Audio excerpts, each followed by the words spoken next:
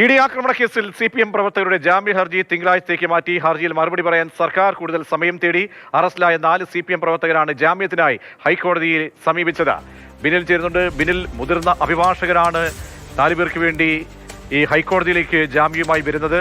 ഇതിൽ എന്താണ് ആദ്യ സമയം തന്നെ സർക്കാരിന്റെ സമയം തേടൽ സംബന്ധിച്ചുള്ള കാര്യങ്ങൾ തിങ്കളാഴ്ച തന്നെ പരിഗണിക്കുമല്ലേ? എന്തൊക്കെയാണ് സംഭവിച്ചതെന്ന്?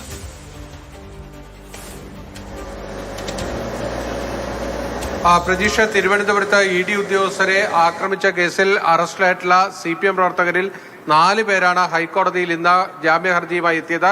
ആ ജാമ്യ ഹർജി കോടതിയുടെ മുന്നിലേക്ക് എത്തിയപ്പോൾ സംസ്ഥാന സർക്കാർ ഇതിൽ മറുപടി പറയാൻ കൂടുതൽ സമയം ആവശ്യപ്പെടുകയായിരുന്നു. അങ്ങനെയാണ് തിങ്കളാഴ്ചത്തേക്ക് ഹർജി മാറിപ്പോയിരിക്കുന്നത്. ഈ പ്രതികൾ മുന്നോട്ട് വച്ചിരിക്കുന്നത് ഇപ്പോൾ അറസ്റ്റിലായി ഏതാണ്ട് 66 ദിവസം പിന്നിടുന്നു. താങ്കൾ നേരിട്ട് ഈ കുറ്റകൃത്യത്തിൽ പങ്കെടുത്തിട്ടുള്ളവരല്ല, അവിടെ ഉണ്ടായിരുന്നു. പക്ഷേ തങ്ങൾ ഈ വാഹനത്തെ ആക്രമിക്കാൻ നേരിട്ട് പങ്കെടുക്കുകയോ അതിൽ പങ്കാളിത്തം വഹിക്കുകയോ ചെയ്തിട്ടുള്ള ആളുകളെയല്ല. പക്ഷേ തങ്ങളെയും അറസ്റ്റ് ചെയ്ത ഏതാണ്ട് 66 ദിവസത്തിലേറെയായി ജയിലിൽ കഴിയുകയാണ്. അതുകൊണ്ട് ജാമ്യം അനുവദിക്കണമെന്നതാണ് ഇവരുടെ ഏറ്റവും പ്രധാനപ്പെട്ട വാദം. നേരത്തെ പ്രതീഷ് ചൂണ്ടിക്കാണിച്ചതുപോലെ പ്രതികൾക്ക് വേണ്ടി മുൻ അഡ്വക്കേറ്റ് ജനറൽ K. ഗോപാലകൃഷ്ണക്കുറുപ്പ് അടക്കമും ഹൈക്കോടതിയിലെ മുതിർന്ന അഭിഭാഷകർ തന്നെയാണ് ഹാജരാകുന്നത്.